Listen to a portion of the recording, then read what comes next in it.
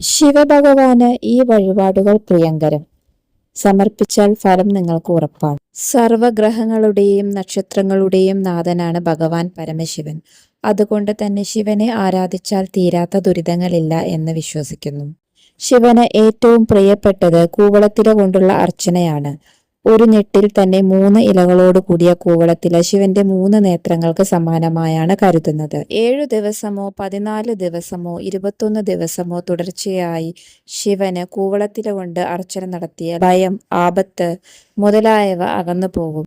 പ്രദോഷവ്രതം, തിങ്കളാഴ്ച വ്രതം എന്നിവ അനുഷ്ഠിക്കുകയാണെങ്കിൽ കുടുംബപരമായും ദാമ്പത്യപരമായുള്ള ദോഷങ്ങളെല്ലാം അകന്നു പോകും. ഐശ്വര്യത്തിനും ദാമ്പത്യ സൗഖ്യത്തിനും ആയുരാരോഗ്യ സൗഖ്യത്തിനും ഇഷ്ടമംഗല്യം ലഭിക്കുന്നതിനും തിങ്കളാഴ്ച ദിവസം വ്രതമെടുത്ത് ശിവക്ഷേത്ര ദർശനം നടത്തുന്നത് ഉത്തമമാണ്. ശനിദശയോ 7ര ശനി, കണ്ടകശനി മുതലായവയോ അനുഭവിക്കുന്നവർ പതിവായി ശനിയാഴ്ചകളിൽ ശിവക്ഷേത്ര ദർശനവും വഴിപാടുകളും നടത്തിയാൽ ദോഷശാന്തി ഉണ്ടാകും.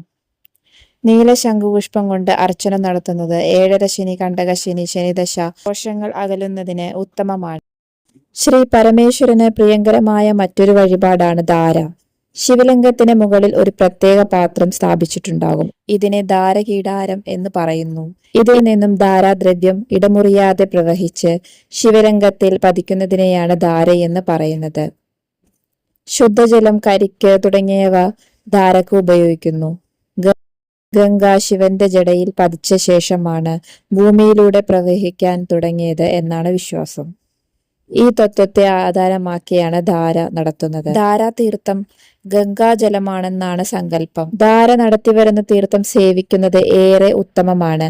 ശിവന്റെ ശിരസ് എപ്പോഴും അഗ്നി കൊണ്ട് ജ്വലിക്കുന്നതിന് അത് ശീതീകരിക്കുന്നതിനാണ് ധാര ചെയ്യുന്നത് എന്ന് മറ്റൊരു വിശ്വാസവുമുണ്ട്.